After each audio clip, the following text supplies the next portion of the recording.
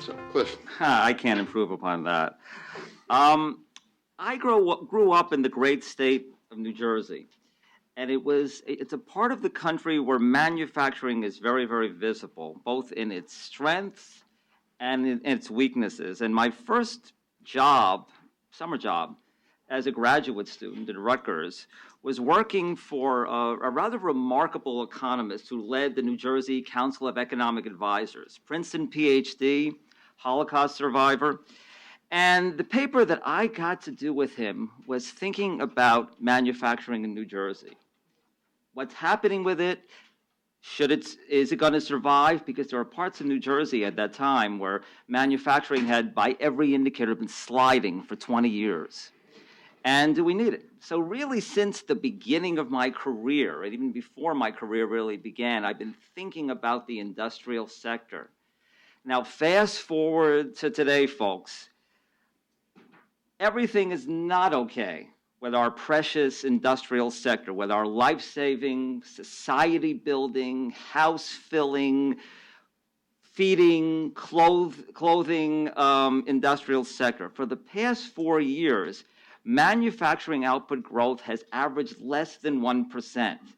And if we don't do something about that, and fast, the sector really is going to start sliding again. We are at a kind of 2000 juncture right now, and I too am glad that the president is putting some emphasis on manufacturing. So, to thank Rob for the excellent opportunity that he gave me to participate in such an important conversation, I too wanted to put forth a policy paradigm. That is what we're here for. How do we think about, it's a complex sector, it's a multifaceted sector. How do we think about manufacturing policy? That's a big, big topic. And what I'm going to do is I'm going to offer a policy paradigm with 4 touch points that is going to sort of jump off of the important ITIF paper, and I hope will be a way of thinking. First of all, first touch point, I do not understand why, with all the concern about the future of the manufacturing sector and about job growth in the manufacturing sector, that we do not talk more in our public dialogue about entrepreneurs, about startups. Business dynamism fell off, business startups fell off dramatically after the late 1990s in this country. It has turned somewhat, but not much. And it is a big problem and an underappreciated reason why our growth has been so slow. The situation in manufacturing, if anything, is worse than the situation in the broad economy. I think right now we need to pay attention to the particular needs of those who would start manufacturing firms. They need immediate expertise. They need immediate access to technical expertise. They need immediate access to rather odd supply chains that service entrepreneurs may not need. And I think if we do that, it would have a very high ROI, because one of the things that all this automation innovation is doing is that it's allowing the manufacturing entrepreneur to scale more quickly. You can start a food business and then be a one-person food business. And that means the ROI on public investment in manufacturing entrepreneurship will be quite high. Second touch point, I don't want to go beyond my 10 minutes, and I'm going to just echo what Sri said. We all agree, we talked about it. Productivity has got to be improved. This is a bad time for productivity growth in the United States. Productivity growth is sliding to nearly post-World War II lows. Structurally, that means our economy can't grow very fast. And it's a bad situation in manufacturing, which is disturbing because it's a sector that has been a productivity leader, and yet manufacturing productivity growth has been doing this. I published on this. I find that we need to worry about this capital investment malaise, this innovation investment malaise, the slide in the participation of labor, of educated labor in our workforce.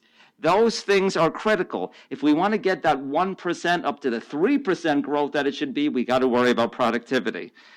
Third, global supply chain optimization. Why is that my third touch point? Well, I want us to compete with Mexico.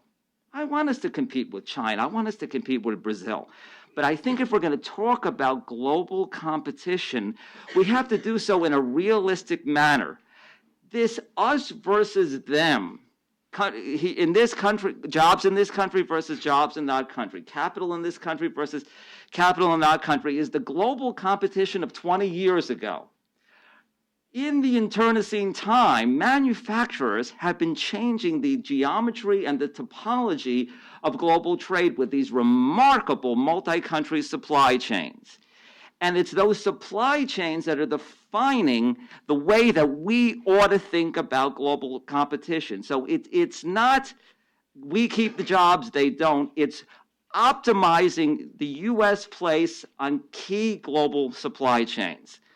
All right, so those are the three things that I'm thinking about: entrepreneurs, productivity, and global supply chains. I have one more touch point. I think we have to realize that the U.S. is a very complex economy, that we have very well-developed regional economies, and that manufacturing competitiveness in the Pacific Northwest doesn't mean the same thing as manufacturing competitiveness in the South. So I'm going to talk about clusters. Admittedly, I've done some work on this. We need to think about forming clusters by policy fiat or leveraging the clusters that they exist. Now, clusters are kind of interesting. They came into the economics literature in the early 1990s, yet they're still kind of new. They're agglomeration economies that take advantage of the efficiencies of geographic proximity among interconnecting firms, quasi-governmental institutions. Let's leverage clusters. Let's build them, because if we do that, empirically, it has been shown since the 1990s that strong clusters create entrepreneurs. They create jobs, and I believe that they help with productivity by creating the incentives for productive behavior. So that's my policy. That's my four-point policy paradigm. It's not perfect. This is a complex sector.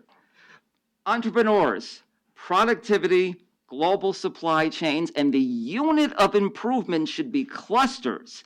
Because if we do clustering, if we do efficient clustering and apply all of my policy prescriptions here, then we'll have what I think is an optimal national outcome that's competitive in a realistic sense, and that's working in regions, that brings in communities, that brings in college, that brings in governors and mayors into this discussion. It's not just a federal discussion. And I'll stop there. That's the way I think we should think about manufacturing policy.